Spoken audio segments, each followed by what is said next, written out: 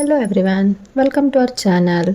ವರಮಹಾಲಕ್ಷ್ಮಿ ಹಬ್ಬಕ್ಕೆ ಲಕ್ಷ್ಮಿ ಫೇಸಿಗೆ ಕಿರೀಟ ಮಾಡೋದು ಹೇಗೆ ಅಂತ ನಾನಿವತ್ತು ನಿಮ್ಗೆ ಹೇಳ್ಕೊಡ್ತಾ ಇದ್ದೀನಿ. ಬನ್ನಿ ಮೆಟೀರಿಯಲ್ಸ್ ಏನೇನು ಬೇಕು ಅಂತೇಳಿ ನೋಡೋಣ.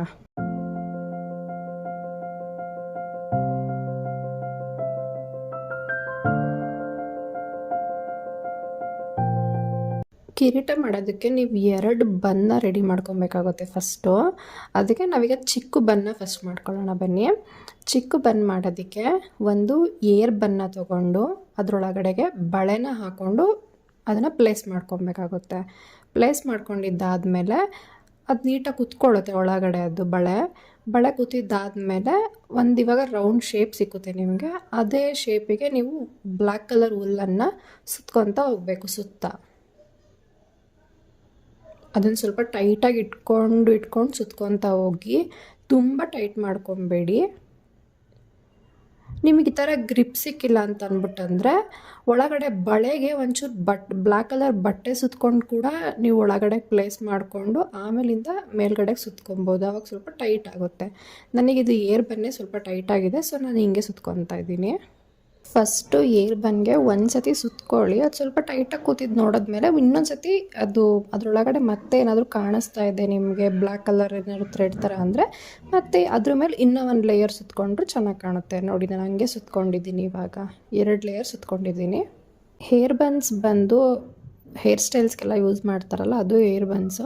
ನಿಮಗೆಲ್ಲ ಬ್ಯಾಂಗಲ್ ಸ್ಟೋರ್ಸಲ್ಲೂ ಸಿಕ್ಕುತ್ತೆ, ಇಲ್ಲ ಅಂತಂದರೆ ಆನ್ಲೈನಲ್ಲಿ ಕೂಡ ಸಿಕ್ಕುತ್ತೆ. ಅಮೆಝಾನ್, ಮೀಶೋ, ಫ್ಲಿಪ್ಕಾರ್ಟ್ ಯಾವುದ್ರಲ್ಲಿ ಬೇಕಾದ್ರೂ ನಿಮಗೆ ಸಿಕ್ಕುತ್ತೆ. ಅದು ಪೂರ್ತಿ ಹುಲ್ಲನ್ನು ಸುತ್ಕೊಂಡಿದ್ದಾದಮೇಲೆ ಲಾಸ್ಟಲ್ಲಿ ಒಂದು ಗಂಟು ಹಾಕ್ಕೊಂಡಿದ್ದಾದಮೇಲೆ ನೋಡಿ ಈ ಥರ ಕಾಣುತ್ತೆ ಚಿಕ್ಕ ಏರ್ ಬನ್. ಈಗ ದೊಡ್ಡ ಏರ್ ಬನ್ ಮಾಡೋದಕ್ಕೆ ಒಂದು ಸಿಂಕ್ ಪೈಪ್ನ ತೊಗೊಳ್ಳಿ. ಅದು ಫ್ಲೆಕ್ಸಿಬಲ್ ಪೈಪ್ ತೊಗೊಂಡು ಅದಕ್ಕೊಂದು ಮಾಮೂಲಿ ಕಂಬಿ ಯಾವುದಾದ್ರೂ ನಿಮ್ಮ ಹತ್ರ ಇದ್ದರೆ, ಇಲ್ಲ ಬೈಂಡಿಂಗ್ ವೈರು ಕಂಬಿಗಳು ಯಾವುದಾದ್ರೂ ಇದ್ದರೆ ಅದರೊಳಗಡೆಗೆ ಹಾಕ್ಕೊಂಡು ಅದನ್ನು ಸ್ವಲ್ಪ ರೌಂಡ್ ಶೇಪ್ ಅಂದರೆ ಓವಲ್ ಶೇಪಿಗೆ ಬರೋ ಹಾಗೆ ಮಾಡ್ಕೊಳ್ಳಿ. ಶೇಪಿಗೆ ಮಾಡ್ಕೊಂಡಿದ್ದಾದಮೇಲೆ ಅದ್ರ ಮೇಲ್ಗಡೆಗೆ ಒಂದು ಗೋಲ್ಡ್ ಕಲರ್ದು ಟೇಪ್ನ ಸುತ್ಕೊಬೇಕಾಗುತ್ತೆ. ಯಾಕೆ ಅಂತಂದರೆ ಅದು ಸಿಂಕ್ ಪೈಪು ಹಿಂಗೆ ಒಂಥರ ವೇವಿ ಥರ ಇರುತ್ತೆ ಅಲ್ವಾ, ಸೊ ಹುಲ್ಲನ್ನು ಒಳಗಡೆ ಕುತ್ಕೊಂಡ್ಬಿಡುತ್ತೆ. ಟೇಪ್ನ ಕವರ್ ಮಾಡಿಕೊಂಡು ಟೇಪ್ ಮೇಲೆ ಬ್ಲ್ಯಾಕ್ ಕಲರ್ ಹುಲ್ಲನ್ನು ಸುತ್ಕೊಳ್ಳೋಣ ನಾವು.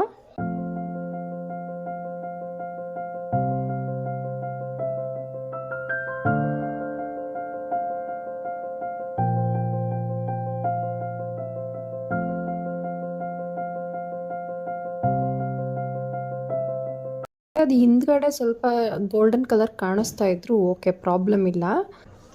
ಯಾಕೆ ಅಂತಂದರೆ ಮತ್ತೆ ಅದ್ರ ಮೇಲೆ ಗೋಲ್ಡ್ ಟೇಪೇ ಸುತ್ತೋದ್ರಿಂದ ನಾವು ಒಂದೊಂದು ಬೀಡ್ಸ್ನ ಇಟ್ಟು ಆ ಗೋಲ್ಡ್ ಟೇಪು ಅದರಿಂದ ಕವರ್ ಆಗುತ್ತೆ.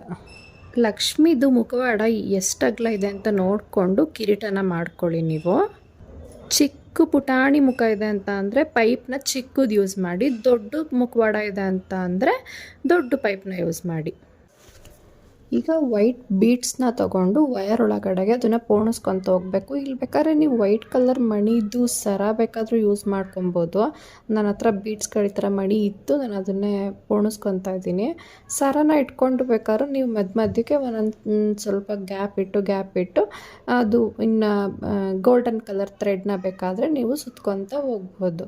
ನಾನಿಲ್ಲಿ ಈ ಥರ ಸರ ಥರ ಪೋಣಿಸ್ಕೊತಾ ಇದ್ದೀನಿ. ಸರ ಥರ ಪೋಣಿಸಿದ್ದಾದಮೇಲೆ ಒಂದು ಬೀಟ್ ಲಾಕ್ನ ಮಾಡ್ಕೊಳ್ಳಿ. ಯಾಕೆಂದರೆ ಅದು ವಯರ್ ಜಾರುತ್ತೆ, ಅದಕ್ಕೆ ಒಂದು ಬೀಟ್ ಲಾಕ್ನ ಮಾಡಿಕೊಂಡ್ರೆ ಈ ಥರ ಒಂದು 2-3 ಸತಿ ಅದನ್ನು ಲಾಕ್ ಮಾಡ್ಕೊಬೇಕಾಗುತ್ತೆ.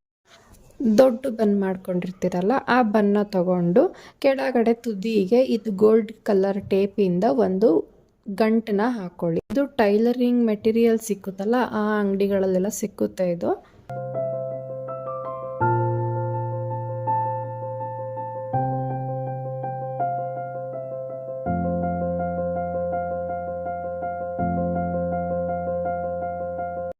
ಗಂಟಾಕಿದ್ದಾದಮೇಲೆ ಸ್ವಲ್ಪ ಗ್ಲೂನು ಹಾಕ್ಬಿಟ್ಟು ಸ್ಟಿಕ್ ಮಾಡ್ಕೊಳ್ಳಿ, ಅವಾಗ ಟೈಟಾಗಿರುತ್ತೆ ಅದು.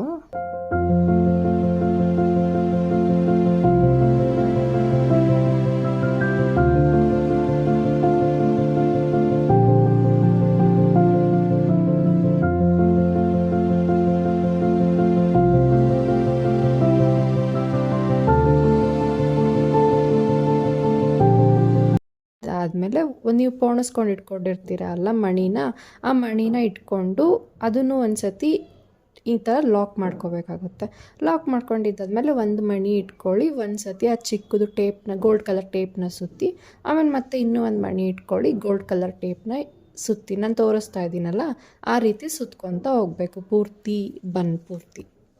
ಸ್ವಲ್ಪ ಹತ್ತತ್ರಕ್ಕೇ ಸುತ್ಕೊಳ್ಳಿ, ತುಂಬ ಡಿಸ್ಟೆನ್ಸ್ ಬಿಟ್ಟು ಸುತ್ಕೊಬೇಡಿ, ಬನ್ನಿಗೆ ಅಷ್ಟು ಚೆನ್ನಾಗಿ ಕಾಣಲ್ಲ. ಈ ಥರ ಸ್ವಲ್ಪ ಹತ್ತತ್ರಕ್ಕೆ ಸುತ್ಕೊಳ್ಳೋದ್ರಿಂದ ಗೋಲ್ಡ್ ಮತ್ತು ಬ್ಲ್ಯಾಕ್ ಕಾಂಬಿನೇಷನ್ ತುಂಬ ಚೆನ್ನಾಗಿ ಕಾಣುತ್ತೆ.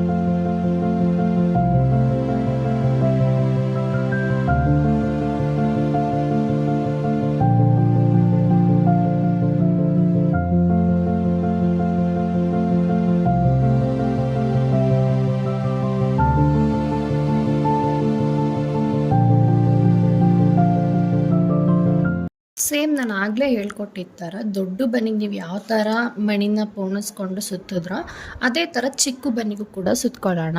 ಫಸ್ಟು ಅದೊಂದು ಚಿಕ್ಕ ಟೇಪ್ನ ತೊಗೊಂಡು, ಗೋಲ್ಡ್ ಕಲರ್ ಟೇಪ್ನ ಫಸ್ಟ್ ಒಂದು ನಾಟ್ ಹಾಕೊಳ್ಳೋಣ ಬನ್ ಜೊತೆಗೆ ಸೇರಿಸ್ಕೊಂಡು.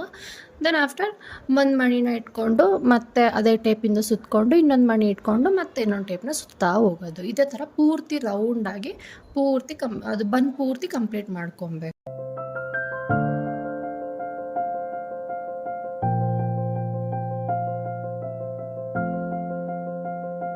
ಈ ಬನ್ಗೂ ಕೂಡ ತುಂಬ ಹತ್ತತ್ರನೇ ಟೇಪ್ನ ಸುತ್ಕೊತ ಹೋಗಿ, ತುಂಬ ಡಿಸ್ಟೆನ್ಸ್ ಬಿಟ್ಟು ಸುತ್ಕೊಬೇಡಿ, ಹತ್ತತ್ರ ಇದ್ರೇ ಚೆನ್ನಾಗಿ ಕಾಣುತ್ತೆ.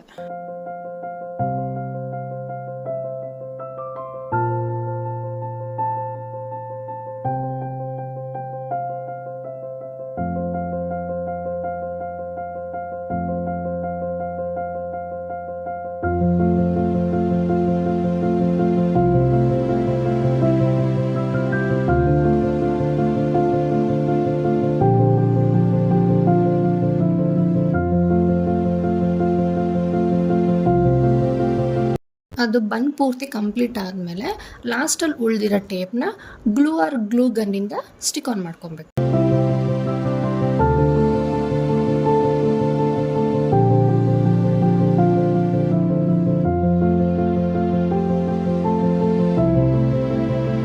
ಎರಡು ಬನ್ನು ಕಂಪ್ಲೀಟ್ ಆದಮೇಲೆ ನೋಡಿ ಈ ಥರ ಕಾಣುತ್ತೆ.